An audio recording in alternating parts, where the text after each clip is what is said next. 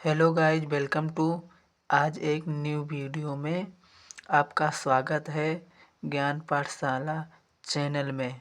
आज हम पढ़ेंगे अक्षीय रेखा पर स्थित बिंदु पर विद्युत क्षेत्र की तीव्रता।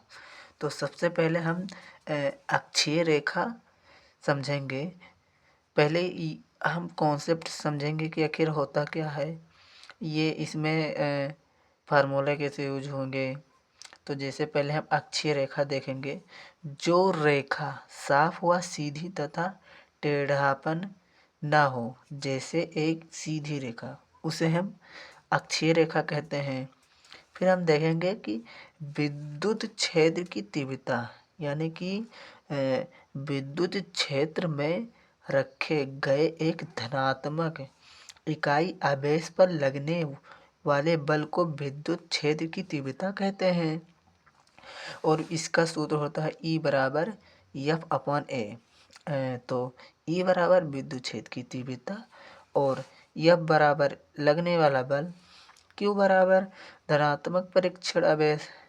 तो ये सब तो पहले हमारे कॉन्सेप्ट था जो आपको बताने सोचा कि आप लोग कुछ थोड़ा बहुत इसके माध्यम से और भी कुछ जानकारियाँ जान जाएं। तो जैसे हमें ज्ञात क्या करना है, जैसे विद्युत द्विध्रुव के कारण अक्षीय स्थिति में विद्युत क्षेत्र की तीव्रता। तो हमने ये तो लिख दिया है, लेकिन अभी इसका चित्र हमें बनाना है। तो जो चित्र बनाते हैं उसके माध्यम से हमने लिखा है। तो जैसे इसमें लिखा है, माना एक विद्युत AB है। जैसे गाइज हमने एक अक्षीय रेखा लिया, एक ये सीधी लाइन। तो पहले हम इसे मानेंगे A, फिर इधर ये B हमारा, फिर इधर एक बिंदु ये है और एक बिंदु A है, दूसरी बिंदु B है। तो B पर हम एक आवेश रखेंगे +Q और इधर रखेंगे -Q आवेश। और हमारा जो ये दूरी है वो 2L है। दूरी हमारा कितना है? 2L यानी कि ये पूरा दूरी है। फिर उसके बाद ये बीच की एकदम बीचों बीच मिडल, इसमें हम O मान लेंगे। और एक ये दूरी हो गई L, यानी कि Q से यहाँ बीचों बीच ये दूरी हो गई L, और फिर इधर O से ये दूरी हो गई L। तो इन्हें दोनों को L को जोड़ेंगे तो कुल दूरी 2L हो जाएगी ना। फिर उसके बाद जैसे हमने ये लिखा ना, माना एक विद्युत AB है जो कि एक ऐसे माध्यम में रखा है जिसका परावैद्युतांक क्या है। आगे आप समझेंगे कि क्या क्या है। द्विध्रुव क्रमशः -Q आवेश तथा +Q आवेश से मिलकर बना है। ये देखो, +Q -Q आवेश से, यानी कि ये दोनों आवेश से यह बना है। द्विध्रुव की लंबाई 2L है। द्विध्रुव के मध्य बिंदु O है, यानी कि इसके बीचों बीच द्विध्रुव के मध्य बिंदु, इसके ये जो बीचों बीच बिंदु है उसे हम O माने हैं। R दूरी पर इसके अक्ष में एक बिंदु P है, यानी कि अब यहाँ से एक बिंदु और बता रहा है, एक बिंदु और बता रहा है जो कि P है। कौन सा बिंदु है? P आवेश, P आवेश है। और यहाँ से, यानी कि ये मिडल से लेके और यहाँ तक R दूरी है। R दूरी है। तो इधर देखिए, R दूरी पर इसके अक्ष में एक बिंदु P है। वो तो हमने समझ ही लिया। जहाँ पर विद्युत क्षेत्र को ज्ञात करना है, हमें इसे ज्ञात करना है। आपने चित्र तो समझ ही लिया होगा। फिर ज्ञात हमें करना है,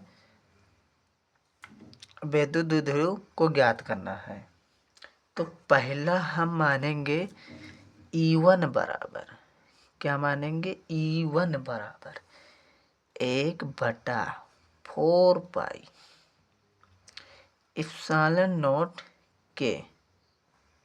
फिर इंटू आवेश Q upon R minus L का होल स्क्वायर। ये समीकरण नंबर 1 है।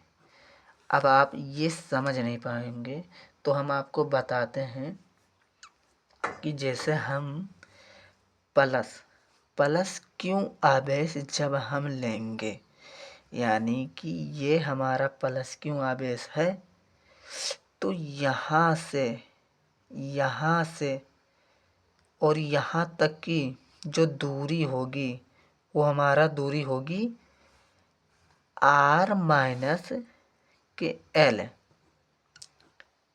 जैसे यहाँ से लेकर और यहाँ तक हमारा आर दूरी होगी आर माइनस एल, और फिर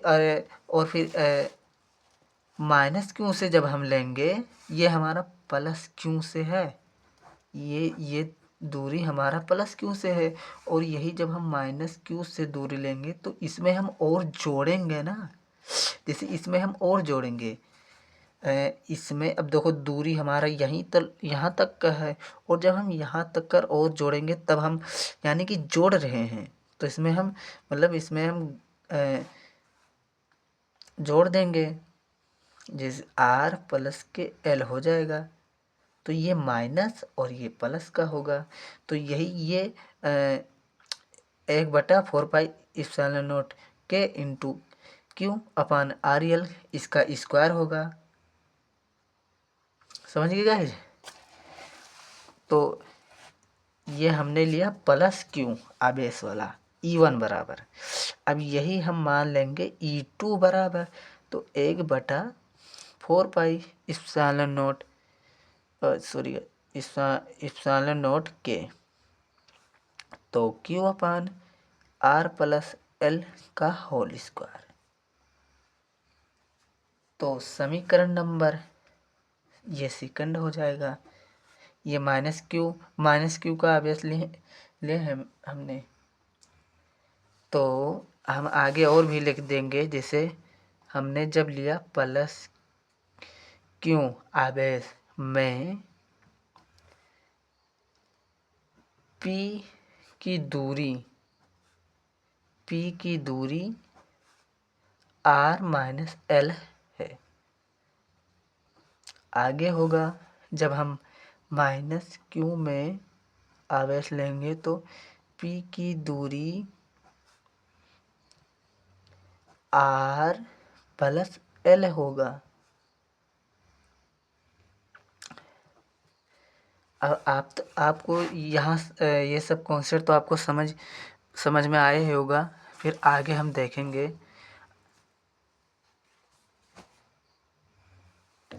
E बराबर क्या गाइज, E बराबर E1 माइनस E2। E बराबर E1 माइनस E2। तो E बराबर हमारा पहले प्लस क्यों आवेश था ना, तो हमने ये हमारा ये समीकरण मिला, पहला समीकरण। तो पहला समीकरण 1/4πε0 के आर माइनस एल स्क्वायर, और फिर माइनस 1/4π के इंटू आर प्लस एल का होल स्क्वायर। अब E बराबर इसमें हम कॉमन ले लेंगे, ये कॉमन है, ये कॉमन है, तो 1/4πε0 के कॉमन लेंगे, हमारा ये बचेगा और ये बचेगा, और फिर इधर ये माइनस का चिन्ह, तो क्यू अपान माइनस के एल का होल स्क्वायर माइनस क्यू अपान प्लस एल का होल स्क्वायर। ये हो गया। अब हमारा ये तिर्यक गुणा कर देंगे, तो E बराबर 4πε0 के, तो इसका गुणा इसके साथ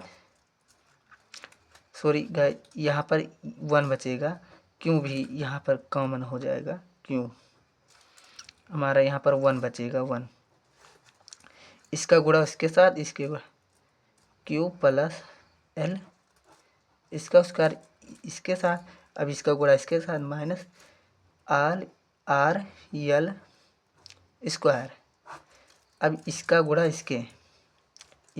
इसके साथ एल का whole square into R plus L का होल स्क्वायर। अब गाइज आप लोग तो ये सूत्र जानते होंगे, ए प्लस बी का होल स्क्वायर बराबर A square plus B square minus के 2ab, और इसका उल्टा यही होगा कि जब यहाँ पर माइनस होगा तो A square plus B square plus के 2ab, और ये सूत्र होता है जैसे कि ए स्क्वायर प्लस के बी स्क्वायर बराबर आर ए प्लस बी एक ब्रैकेट में और ए माइनस बी एक ब्रैकेट में। तो ए स्क्वायर यानी कि ये देखो ये सूत्र है ना, ये देखो ये इसके साथ मैच कर रहा है, तो हमें इसके जगह पर ये रख देना है। और आगे अब हम देखेंगे हमारा कॉन्सेप्ट क्या था, Q upon 4 pi epsilon naught K, और हमारा कॉन्सेप्ट था आर प्लस एल का होल स्क्वायर माइनस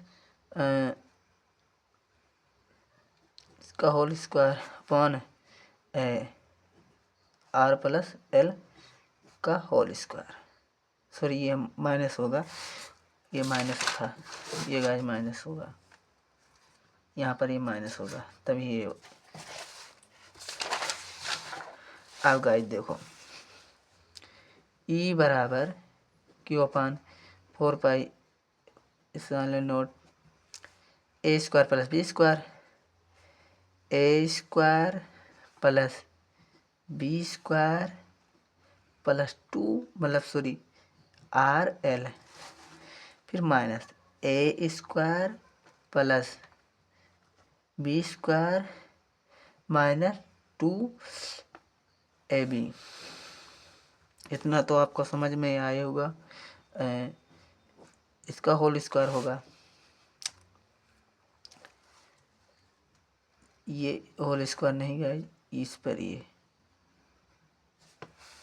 अब ये देखो ये यहाँ पर होगा, इसे हम माइनस से गुणा कर देंगे तो ये तो ऐसा ही रहेगा गाइस, इस पर हम आगे हम बढ़ेंगे। अब वही बार बार लिखें तो are square L square 2RL, इस पर गुणा करेंगे तो माइनस के आर स्क्वायर और एल स्क्वायर यहाँ पर होगा प्लस 2RL अपॉन में आर स्क्वायर एल स्क्वायर। अब ये देखो आर से आर स्क्वायर कटा, एल से एल स्क्वायर कटा, और अब ये जुड़ जाएगा तो 4RL upon R square L square होगा। इतना तो आपको समझ में आया होगा। फिर हमारा एक सूत्र भी होता है, जैसे इसे हम तोड़ देंगे, हमें ये Q upon 4 pi epsilon naught के, तो इसे हम जब तोड़ेंगे तो ये बनेगा हमारा 1/4 पाई एप्सिलॉन नॉट के, और फिर 2QL इंटू 2R, और फिर आर स्क्वायर एल स्क्वायर का होल स्क्वायर। आगे देखो गाइस, अब तो हमारा ये एक सूत्र ये भी होता है कि 2Q बराबर P, ये आप याद रखना, आगे आगे हमें इसकी मदद मिलेगी। और अब हम जो L का मान R की तुलना में नगण्य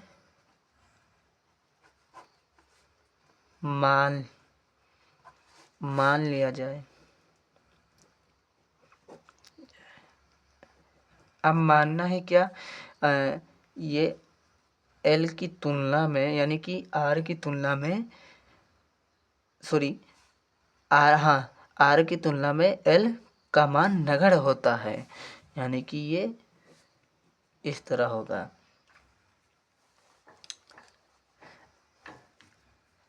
और गाइस इसमें हम एक चीज़ भुला गए थे, इसमें होल स्क्वायर होगा, ये सही था हमारा कॉन्सेप्ट। अब आपको तो यहाँ तक तो समझ में आया होगा। तो फिर यहाँ पर 4 पाई इप्सिलॉन के और फिर 2QL to 2R, तो यहाँ पर हो जाएगा R स्क्वायर। ये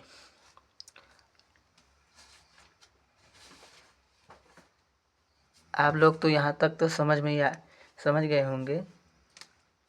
फिर उसके बाद हम E बराबर 4 पाई इप्सिलॉन के अपॉन 2QL इंटू 2R, और फिर इसका गुणा कर देंगे तो R स्क्वायर, मतलब R का पावर हो जाएगा 4। फिर यहाँ से R था, यहाँ से कट गया, तो ये हमारा आ गया E बराबर 4 पाई इप्सिलॉन के अपॉन 2, और फिर ये R क्यूब होगा। फिर उसके बाद हम देखेंगे हमने क्या माना था। यहाँ पर ये देखो P बराबर 2QL, ये हमने माना था, तो यहाँ पर हम रख देंगे 1/4 पाई इप्सिलॉन के P, यानी कि 2P हो जाएगा, और R का क्यूब हो जाएगा, और K का मान जहाँ ये वैद्युतांक का मान 1 होता है।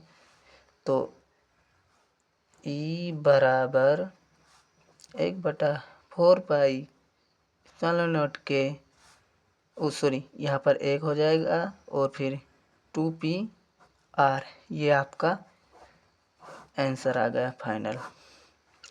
तो गाइज मिलते हैं, यदि हमसे कोई भूल होगी तो क्षमा करना, क्योंकि अभी हम नए अभी हमने चैनल खोला है, तो दिक्कत हो रही है।